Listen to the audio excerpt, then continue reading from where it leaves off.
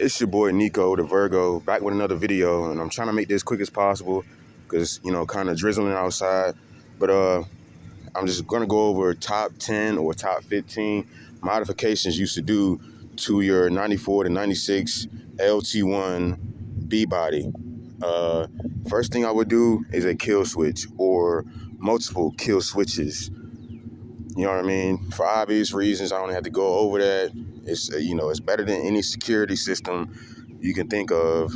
You can go as far as to get a tracker. You know what I mean? If you want to do that, cool. I'm not really dependent on a electronic device. I'm not really doing that. I'm not with that. I like to keep things old school. It's just, you know what I mean? Keep it old school. You can't go wrong with old school. You can't. Another thing I would do is some exhaust. Now, I got an Android, so you might not be able to hear my exhaust all that well. Sounds way better in person. I actually got a video of me revving it up on another Android, a different one. And it sounds a bit better on that video, but it sounds extremely good. It's got that old school muscle 350 sound, that old school small block sound. A sound that actually an LS swap would never ever give you, exactly because they do not have the same firing order as the old small blocks. But not here for the LS versus LT talk. Kind of will get into that, but not all that, not really. It's about the LT1. Keep your little LS swap comments. You need a LS swap. I don't need a LS swap, along with an entire class of racers who keep their LT1s, and along with the hundreds and thousands of people who refuse to snatch their LT1s out and put in an LS and completely alter their entire drivetrain just to get 50 extra horsepower and to get the real, power difference and power potential. You got to build it also. So you might as well build what you got and model what you got and upgrade the valve train. Get you some 373s in the back or 410s. Don't bother with 342s. 342s have been debated so many times in forums, and they've lost almost every single time. All right. Next thing I would do is a cold air intake. Any intake. The huge debate with intakes is not really that important because they all do the same thing. Like, they're forcing in additional air. Like, it doesn't matter if it's K&N. It doesn't matter even if you do the Swiss cheese mod. You drill holes in the bottom of the stock air box. You get you a Home Depot PVC pipe. Plug the, take the home plate off and plug that up. And you know what I mean? That's good. A lot of guys that put their cars on a track use that kind of intake. And matter of fact, let me explain a little bit better. And what I mean by this Swiss cheese airbox mod is where the airbox used to be right there. You can drill holes at the bottom of it and, you know what I mean, plug up a pipe from here to here, you know what I mean, a PVC pipe, and plug up where the home plate used to be, like up there, right? You know what I mean? Put a hockey puck in there. You know what I mean? You can make your own cold air intake. You don't have to buy that $200 ass shit. Another thing I would do is a throttle body bypass. And what that does is that it keeps the throttle body cool, so therefore you're sucking in cold air constantly and not hot air that's being heat up by hot coolant in here. It bypasses it, keeps it cool for as long as you drive. All right. Another mod that I would do is a electric water pump. And the reason I say electric water pump is because, hold on. The reason I say electric water pump is because, for one, it the whole factory LT1 setup where the water pump is right over the OptiSpark, it is really, it's prone, because whenever the water pump fails, all that is going on to your OptiSpark. Now, I've had good luck with my 96 Caprice that I used to have with leaks, oil leaks from the seals behind it, and coolant leaks from the water pump. So leaks, coolant leaks and oil leaks, and it took it like a champ. But the 95, 96, 97 LT1s have vented OptiSparks. So that kind of explains why it lasted. Now, with that electric water pump, you can also, outside of it relocating the stock water pump, it also gives you better cooling ability. They claim that it gives you, well, not claim, it's been dyno proven that it gives you like 8 horsepower and 8 torque. It's not a whole lot, but when you got a bunch of other modifications, it complements everything, and it actually matters. And also with the electric water pump, to me, I like it better. You can run the pump with the key on. It's a lot better explanations in the forums as to how this is a good modification. My main thing was it relocated the water pump, and a reinstall of the water pump, if it fails, it only takes 15 minutes to replace. That's it. No leaks on the OptiSpark. You don't have to change the OptiSpark.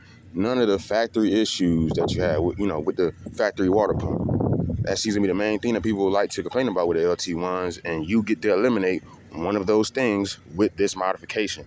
It's worth it to me. A lot of drag races that you see, car L1, every single motor build I've ever seen him done had that exact water pump that I have on this car.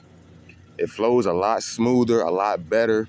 I think it's 55 gallons per minute, I think. It flows way higher than stock, and it keeps the same flow at all RPMs. It's been proven. A lot of guys on the track, they use these. It's been proven. It's no denying it. Another mod that I would do, of course, you've seen the cold air intake. You've seen, I haven't done my headers yet. I'm doing that when I snatch it out and freshen it up a little bit. Pretty much outside of that, I mean, it's not really a whole lot of bolt-ons. Don't bother with a throttle body, because that's not a throttle body. A larger throttle body is pointless because, for one, there has been a Camaro, a 1,000 horsepower Camaro that still had the stock 48 millimeter throttle body. Now, what does that tell you? It's to tell you that it's pointless. You go in the forums and you talk to real racers that race these LT1 cars. They will tell you also that it is pointless. It's just a nice touch. To me, it's just a nice touch. It sounds good. You know what I mean? And I think the next step would be a stall converter, a higher stall converter. What that does, just watch videos on high stall converters. I don't really feel like explaining it. It gets you into the power band faster. All the power is there as soon as you step on the gas. You got to look it up. You got to look into it by yourself. I can't really hold your hand with that. Suspension. I got UMI control arms, aka traction bars. I got front control arms. Of course, I got a lowered suspension. My rear axle, of course, has been redone. Brand new axles. Of course, the ring and pinion was changed to 373s. Of course, everything was rebuilt in the rear. Got the stock trans in there now, but I plan on snatching that out along with the motor to freshen everything up. I'm doing a shift kit. That's level 2, I think it's called, a trans go shift kit. Along with the stall and all that. Basically, a trans overhaul, basically. And the next step, I would recommend, if all the bolt-ons and the retunes and your tune is fully dialed in, that's when you step into heads and cam. Now, with the heads and cam, you kind of need headers. And the headers, I would recommend the tri-wide clear image automotive headers. It's a lot of money, but it's worth it because the fitment is almost perfect. It's been dyno proven, you know what I mean? Or you can just cheap out and get the BBKs. They aren't terrible, but the fitment will not be as good as the clear image headers because it's actually owned by a company of a guy who actually is in the game. He's really in the game. He owns an Impala. He actually, you know what I mean? He's involved. BBK, they don't own Impalas. They just know that it fits, and that's it. You know what I mean? So the fitment is not gonna be like the Clear Image Automotive. So yeah, with the heads and cam package, I would recommend going to Lloyd Elliott, man. A cool guy. You know, man, I can't really, you can't really go wrong with him, man. It's not really too many companies that will sit on the phone and really hone in to what you need for your application. It's not just, oh, this cam is gonna give you this much power and that much power. Well, you might not want all that power and want this and want that, and you might want a certain drivability or something like that. Lloyd Elliott will hone in on your needs, man. He really knows this stuff. He really knows these LT1s. So once you get into the heads and cam package, you're gonna need a real tune, a really good tune. And if that's not enough, I would say board and stroke it. Board and stroke it out to a 383, which that is a 375 crankshaft. All the board over 30, pistons, all that stuff, all that good stuff.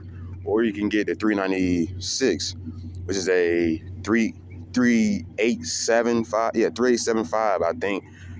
But look that up yourself. And board over 40, and you get 396, which that's even better, even more torque. The point of stroking a motor is to get more torque. That's the main thing. Now, if you, the 396 stroker, or the 383 stroker, or even the 385 stroker isn't good enough, well, I don't know what to tell you.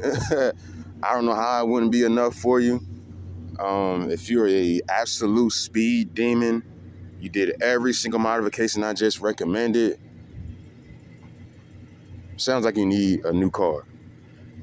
I ain't gonna lie to you. You need a Hellcat. You don't need an LS swap. You don't. Nobody needs an LS swap.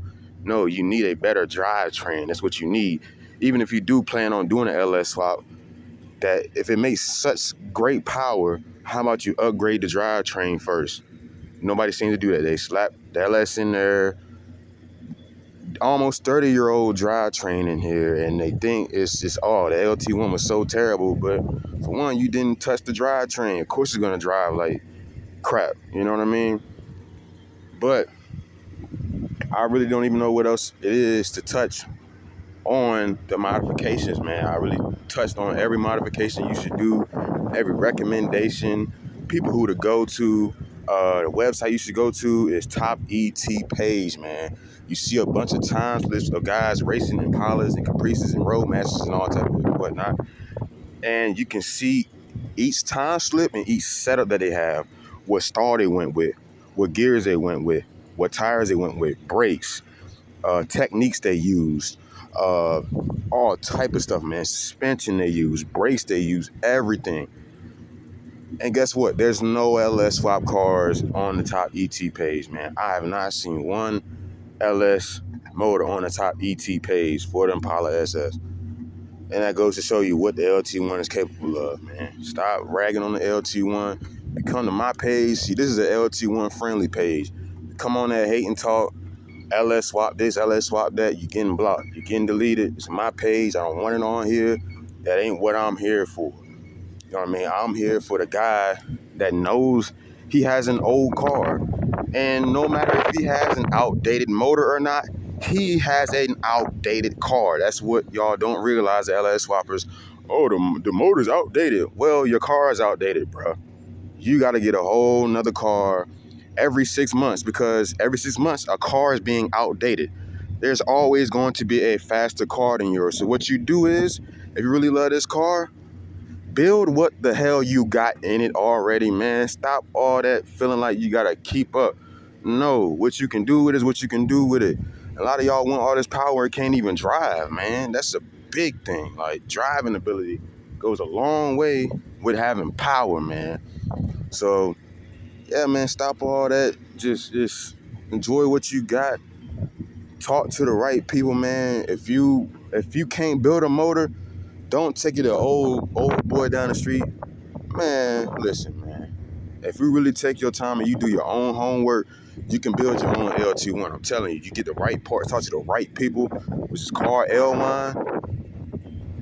I'm telling you, man, you in good hands. None of these little local guys will respect your car as much as you respect your car. And that's facts. Nobody respect your car as much as you do. Nobody will take their time to do what you want done to your car as you yourself. You know what I mean? You pay this guy all these thousands of dollars to do this dream build. You give him all these parts and all that, $4,000 worth of parts. Well, you be real lucky to get the actual parts that you pay for inside the car, because guess what? You can't see the damn parts inside the motherfucker. You can't see that. But, like I said, man, it ain't that hard. You know what I mean? If you made it this far in the video, my page is for you. You know what I mean? It's the top 10, the top 15 modifications. I don't know how many I listed. I breeze through it as quick as I can. Try to give y'all people who to talk to, people who to call. Lloyd Elliott and Carl L1 are your two best friends if you want to actually make some serious power. The Impalas SS forum.com. Join that and hop in the forums. Look at the stickies. Look at all that. And you can learn a lot of information. You will learn so much information that you will realize that you don't know shit. That's how deep it gets. So it's not just a simple, oh, LS swap it. Kiss my ass, man. Yeah, kiss my ass. If you come on my page on that, man, you're getting blocked. Your comments getting deleted off the rip. It's my page. It's an LT1 friendly page, like I said. It's for the guys who love their car and love what came in the car and want to improve what is in the car. Not guys who think they can swap out a motor and think they're no longer outdated. Because newsflash, you ain't the fastest car on the road. You never will be the fastest car on the road. I promise you, you will go broke trying to keep up and trying to keep everything that ain't outdated. Because you got to buy some shit every 6 months. Every 6 months, something is being outdated. Something is being passed up. It's like the Hellcat back in 2015 was the shit. And look at it now. It's getting ragged out by rust buckets and shit on the track. Come on, man. But that's all I really got. Top 10, how many damn miles I said. That's really it, man. Another thing I would do is get your drive shaft balanced or get a new drive shaft after, a certain amount of time. If if it's vibrating and whatnot. Because on the SSs, on the SSs and the 9C1s, they have a different drive shaft. And also the Camaros and the Corvettes, they got a different drive shaft. I know that for myself because I read it in other places, and I had another Caprice that wasn't a 9C1, and I had a 9C1, and the drive shafts, all of them are different. So if you got one that's just a regular old steel drive shaft, go ahead and get a balanced steel drive shaft, or get the one that you got already balanced after you do the gears, because you might get vibration. I never went through that because, like I said, this is the SS drive shaft that was also shared. The Camaro was in the Corvette. I didn't have to go through that. I had pushed this motherfucker all the way up to 120 and no vibration whatsoever. So, other than that, man, I really didn't touch on everything. If we really looked at this and looked into each modification that I've looked into, and for one, if you think a scat pack is fast, after heads and cam and all the drivetrain stuff is A1 and it's been looked over and your tune is right, you're outperforming a scat pack, man. That 2020 pretty scat pack that you see, you can walk him down with the mods that I listed with the heads and cam package from Lloyd Elliott. It's been done time and time again. And actually with bolt-ons, I took on a 2008 Charger RT. But let one of y'all haters say it that it can't, it ain't nothing, it ain't this, it ain't that. Nah, bro. You just don't know how to drive and you don't know what you're doing, man. It's the difference between, it's about you, not just the car also, man. So yeah, man, look into each modification that I listed. I will also drop links down in the comments, in the description, wherever I gotta put it at. This is for the people, like I said, that really want to learn about this setup, this drivetrain that's in these LT1 B-Bodies, and ain't lazy. Guys that actually want to get down and dirty and actually work on their own cars. They ain't got a whole lot of money and a whole bunch of time on their hands. This is for you. This page is for you. I post gun stuff, car stuff, and more gun stuff coming. Best believe that. Car stuff, I might get on here and make some life advice, business advice, whatever. I don't know. But my main thing is cars and guns, man. That's what I'm about. I'm American, your average American black man. I ain't with the bullshit. I ain't with the gimmicks. It's what I'm about, cars and guns and family. That's it. So y'all like, comment, subscribe. If you made it this far, thank you for your time, because I know y'all's attention span is garbage these days. But if you made it this far, though, you don't really apply to that. But like I said, it's the end of the video. It's your boy Nico the Virgo. That's the end of the video.